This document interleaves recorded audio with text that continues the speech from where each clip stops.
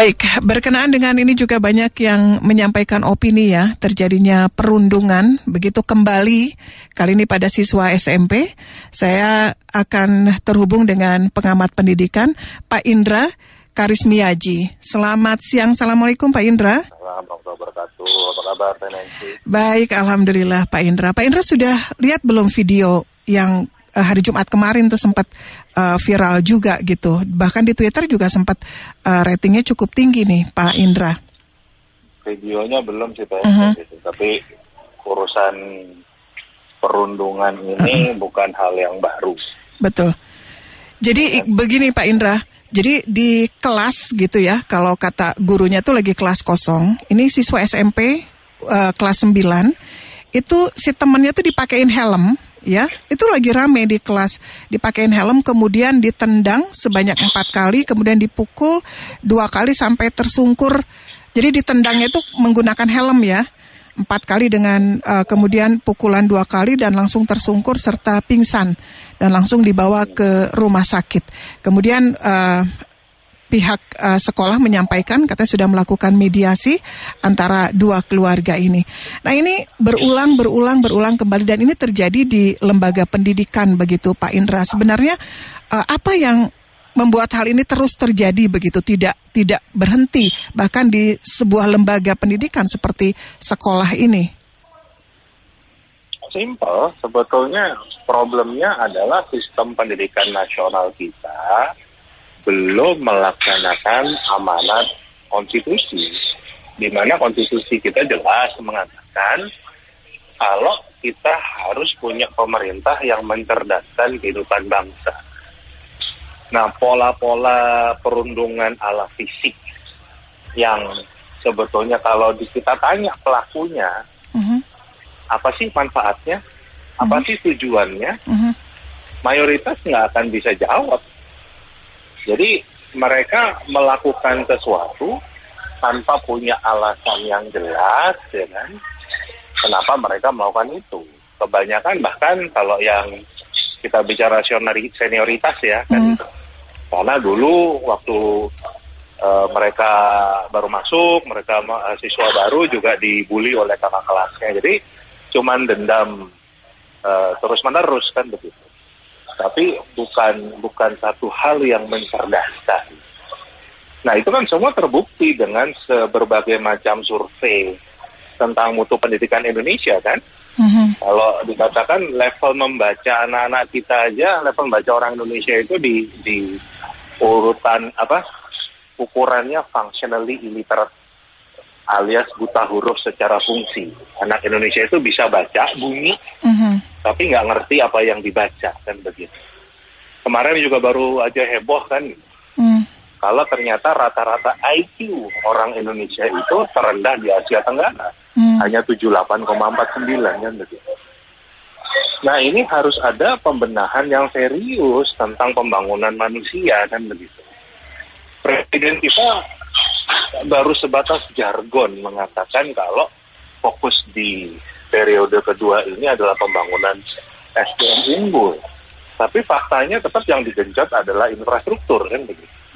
Bukan pembangunan manusia ini. Nah ini sampai ada perbaikan nyata bagaimana manusia Indonesia dibangun, ya hal-hal yang seperti ini akan muncul terus. Ini kan pola-pola yang biadab kan. Sedangkan kalau kita mengacu ke dasar negara kita, sila kedua mengatakan kemanusiaan yang adil dan beradab. Tetapi yang kita hasilkan dari dunia pendidikan kita adalah manusia-manusia yang biadab kan begitu. Baik. Jadi kan sudah bertentangan. Nah kita bisa lihat sendiri apa yang dilakukan oleh pemerintah selama ini kan gitu. Yang juga baru heboh kan menterinya malah sibuk bikin aplikasi, punya tim bayangan kan begitu. Apa hubungannya aplikasi dengan mendidik karakter anak ini supaya cerdas, supaya tahu apa yang dilakukan. Mau nggak mereka tuh dipukulin? Mereka mau nggak ditendang? Kan gitu. Kalau mereka nggak mau dipukulin, nggak mau ditendang, ya jangan menendang dan mukulin orang lain kan begitu. Kan simpel. Baik, Kalau kita melihat kurikulum ini kan sudah berubah dari zaman KTSP, berubah kurikulum 13. Kemudian juga yang terakhir itu kan kurikulum 13 itu membangun karakter. Sebenarnya kan kalau secara konsep cukup baik. Sekarang udah kurikulum baru lagi, kurikulum merdeka begitu. Sebenarnya kan kalau kita baca cukup baik lah begitu. Lalu sebenarnya apakah ini memang letaknya pada penerapannya atau mungkin pada tenaga pendidiknya sendiri yang sebenarnya perlu dibenahi begitu Pak Indra? Nah, ini menarik nih. Saya menyampaikan di beberapa pertemuan resmi di DPR, waktu itu di Lemhanas, di Dewan Pertahanan Nasional, termasuk di Bappenas. Saya katakan antara obat sama penyakit itu nggak nyambung kan. Jadi saya memberikan analogi begini, kita ini sering pusing, ya kan? Terus kita selalu minum Paramex kan gitu, tapi nggak sembuh-sembuh, pusing terus kan gitu. Terus kita periksa ke rumah sakit OECD, di tes namanya PISA. Terus dikasih tahu sama mereka, oh kamu tuh sakitnya darah tinggi, jadi obatnya itu adalah amlodipin, misalnya begitu, dikasih resepnya begitu. Tapi kita pulang ke rumah, ke apotek yang dibeli adalah Bodrex, kan begitu. Jadi, dari berbagai kajian internasional, termasuk nasional sendiri, dikatakan kunci dari perbaikan sistem pendidikan nasional dimulai dari peningkatan kualitas kapasitas tenaga pendidiknya. Tidak pernah ada rekomendasi untuk mengganti kurikulum. Bahkan di tes PISA yang terakhir tahun 2018 dikatakan bahwa kurikulum Indonesia itu masih baru saja ganti. Pastikan semua guru mendapatkan pelatihan yang mumpuni. Itu rekomendasi, itu yang disampaikan di kajian resminya OECD. Tapi apa yang dilakukan oleh pemerintah? Ganti kurikulum kan begitu. Bayangin, tes PISA-nya aja belum dilakukan yang setelah 2018, kan baru tahun ini tes PISA. Mereka sudah ganti kurikulum. Jadi, kalau kita melihat yang dikejar, itu bukan bagaimana mencerdaskan bangsa ini, tapi bagaimana membangun legacy, bagaimana punya proyek, kan begitu. Jadi itu yang diulang dan menariknya ada kajian dari Inggris yang dibuat oleh sebuah lembaga namanya Center for Education Economics yang mengatakan bahwa untuk bidang pendidikan ini pemerintah Indonesia memang programnya disebutnya BAUWMN, Business as Usual with More Money. Programnya itu aja, duitnya ditambah terus. Setiap ganti menteri ganti kurikulum, ya kan? Sekarang ada sekolah penggerak. Menteri sebelumnya punya sekolah rujukan. Menteri sebelumnya punya rintisan sekolah bertaraf internasional. Menteri sebelumnya punya sekolah inti. Betul. Sebetulnya sama-sama aja programnya. Ganti baju aja, uangnya ditambah terus kan begitu. Sekarang ada asesmen nasional. Anggarannya 500 miliar per tahun. Dulu ada program ujian nasional, ya kan? Biayanya cuma 200 miliar kan. Jadi benar BAUMN, Business as Usual with More Money. Jadi tidak pernah tertuju ke bagaimana mencerdaskan bangsa ini secara nyata. Indikator lainnya juga bisa melihat. Kenapa bangsa ini masih mudah diadu domba kan begitu. Itu kan membuktikan kalau bangsa ini belum cerdas. Tadi anak-anak tadi tahun 2022 masih modelnya bullying fisik kan begitu. Itu kan berarti, wah kita sangat terbelakang sekali kan gitu. Kita ini era digital atau masih era fisik, era zaman batu kan begitu, yang masih pakai fisik kan. Itu kan bukti nyata hasil dari dunia pendidikan kita. Itu yang memang kami para aktivis pendidikan mengharapkan ada perbaikan nyata, bukan hanya gimmick saja kan gitu. Hanya dibolak-balik program yang itu saja, tapi nggak mencerdaskan gitu. Jadi sudah bertentangan dengan amanat dari konstitusi kita. Itu yang sangat disayangkan. Jadi kalau Pak Indra melihat memang kualitas guru ataupun tenaga pendidik yang ada saat ini memang dari dulu belum pernah yang namanya ada semacam di upgrade lah begitu atau diberikan pendidikan yang cukup mumpuni begitu ketika mereka harus menerapkan sistem pendidikan nasional yang tertuang dalam kurikulum begitu Pak. Sekarang simpelnya penjelasannya gini, ibarat guru kita itu sebuah pisau. Setajam-tajamnya pisau, kalau dipakai terus, nggak pernah diasah, pasti tumpul kan? Yang tadinya bisa motong karena nggak pernah diasah jadi tumpul. Itu analogi yang sederhana kan? Nah sekarang kita lihat program unggulannya Kemendikbud. Ada guru penggerak, kan? Nah, guru penggerak ini targetnya dari era Nadiem mulai menjabat sampai nanti dia terakhir menjabat tahun 2024 adalah 405.000 guru yang akan dilatih dalam program guru penggerak ini. Kelihatannya banyak ya. Tapi jumlah guru kita 3,1 juta teh. Terus yang sisanya mau diapain? Nah, jadinya juga yang sering terjadi adalah ada guru spesialis pelatihan. Jadi tiap kali ada kegiatan begini, yang dikirim dilatih ya guru itu terus. Yang akhirnya malah gurunya jadi nggak pernah ngajar. Karena sibuk ikut pelatihan, karena modelnya adalah guru Bandung.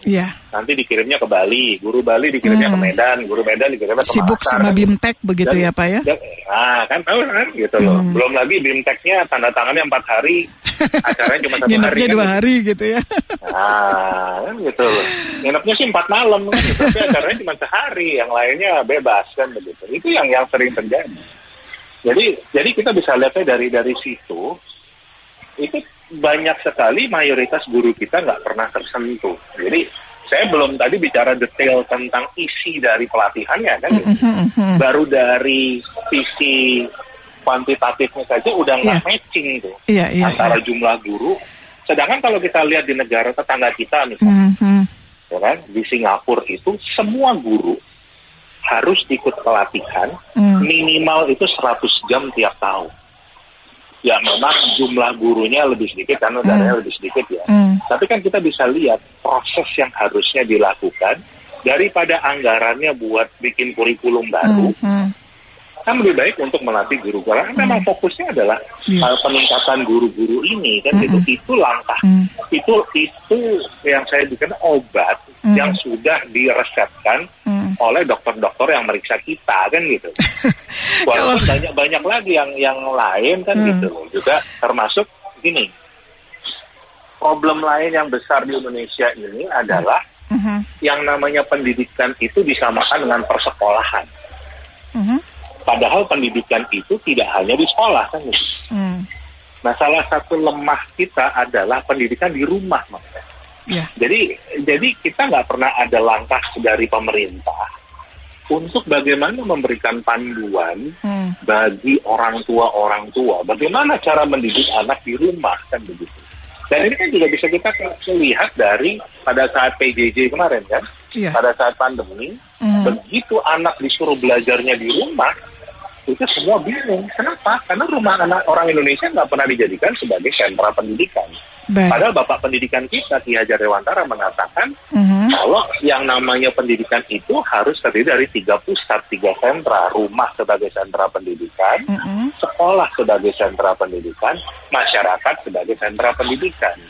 Nah, kondisi Indonesia ini kan kebanyakan ya, banyak sekali orang tua Indonesia itu punya rasa nggak pede untuk mendidik anaknya sendiri. Ya karena juga memang nggak ada upaya dari pemerintah untuk tadi mencerdaskan kehidupan bangsa dari sisi rumah kan begitu. Kan harusnya ada panduan, ada bingung, sehingga banyak sekali orang tua itu yang memasrahkan pendidikan itu ke sekolah, ke pondok pesantren, ya kan begitu. Jadi pokoknya di outsource lah kan gitu. Pokoknya urusan pendidikan kalau kami di rumah nggak ngerti deh kan gitu. serahkan semuanya begitu ya ke pihak sekolah gitu ya. Nah pulang sekolah itu juga nggak langsung pulang, tapi dipasrahkan lagi ke bimbel, ke guru les, kan begitu. Akhirnya tadi rumah itu tidak dijadikan sebagai sentra pendidikan, masyarakat pun nggak jadi sentra pendidikan karena isinya adalah semua belajar tentang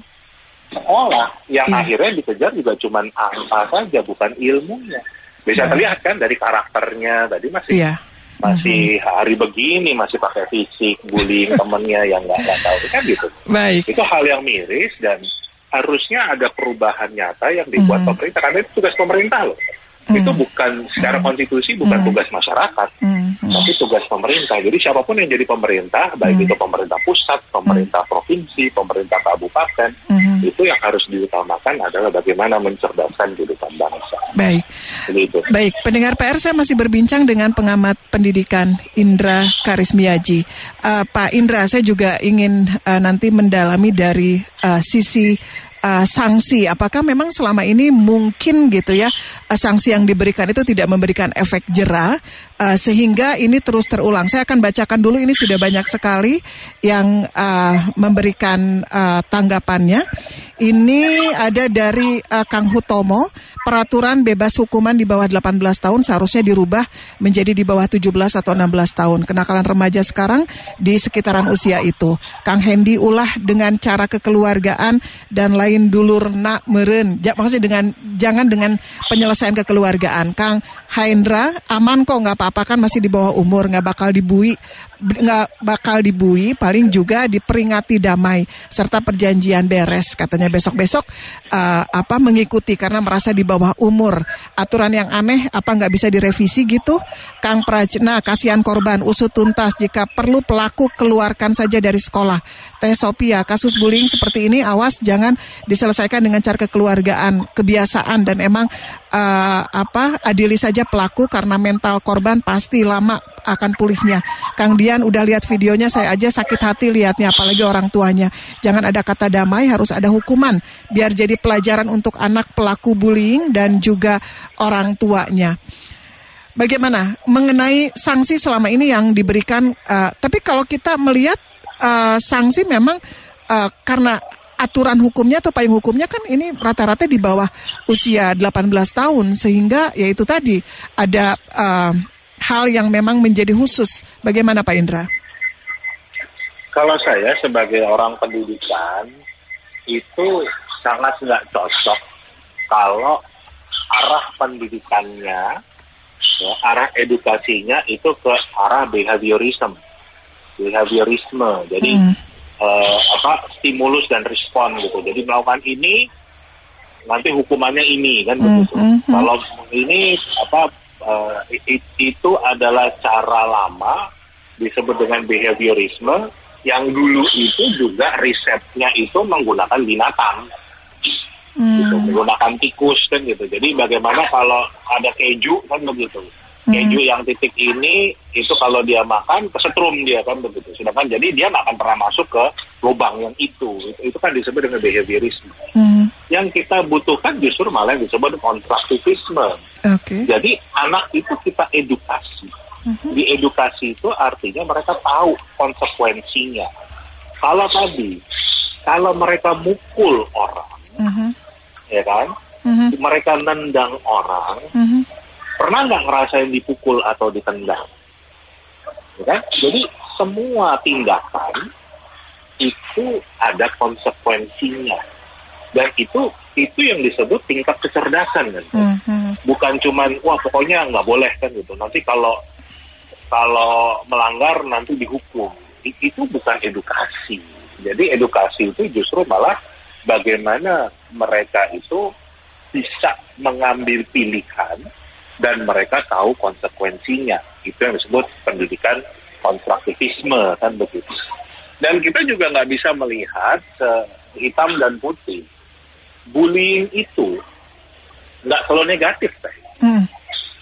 Bullying itu nggak selalu negatif. Buktinya apa?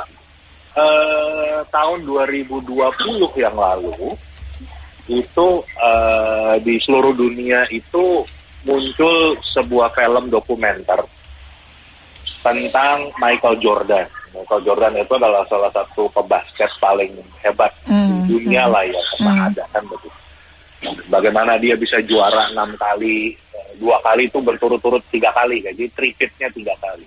Nah di dokumenter itu menjelaskan kalau dia memang membuli teman-teman setimnya. Kalau dia nggak membuli teman-teman setimnya, dia nggak akan bisa juara 6 kali kan begitu. Jadi jadi kita nggak bisa melihat bullying itu adalah satu hal yang negatif. Dan bahkan di Indonesia nih, bullying itu terus terang sudah bagian dari budaya kita loh. Coba ya, dan ini hanya terjadi di Indonesia. Kalau ada orang yang ulang tahun, ya kan? Kalau di Indonesia itu teman-temannya akan minta traktir. Iya. Ya kan? Jadi ditodong untuk traktir. Kadang-kadang dikerjain malah. Sudah menjadi budaya pada akhirnya. Lah, ada yang ini. Dan itu kita menganggapnya biasa. Buat orang asing, karena saya lama tinggal di luar negeri, itu adalah sebuah perilaku bullying yang aneh. Gitu. Kalau di luar negeri, orang ulang tahun itu justru teman-temannya akan patungan untuk mentraktir dia karena itu hari spesialnya dia kan gitu. Iya. Kan udah berbeda kan gitu. Nah, apakah yang dilakukan itu salah? Ya nggak juga, karena itu sudah menjadi budaya kita. Kan, gitu. Jadi kita harus melihatnya secara luas. Jadi tanpa sadar sebenarnya ada hal-hal yang selama ini kita juga membudayakan begitu ya, adanya bullying seperti ini. Baik, yes. Pak Indra, ini karena terbatasnya waktu saya bacakan lagi, ini ada Kang Iskandar, katanya betul sekali Pak Indra, perilaku brutal, perundungan pada usia muda di sekolah, kampus, perguruan tinggi dan di jalanan bahkan ini adalah cermin kelalaian sistem pendidikan formal dan juga lingkungan sosial. Jadi menurut Anda Pak Indra, apa yang harus segera dibenahi begitu agar ini menjadi lebih baik lagi dengan penerapan sistem pendidikan nasional kita, Pak? Sistem pendidikan nasional harus diubah dan itu sebenarnya sudah ada langkahnya. Revisi Undang-Undang Sistem Pendidikan Nasional kan sudah masuk prolegnas, ya kan? Yeah. Tapi karena kemarin Kemendikbud itu membuatnya terburu-buru dan bahkan banyak pertentangan dengan Pancasila, dengan Undang-Undang Dasar 45, kami para aktivis pendidikan menolak itu untuk dibahas. Kami minta disusun dulu bersama panitia kerja nasional yang mewakili tidak hanya pemerintah, tapi seluruh elemen masyarakat.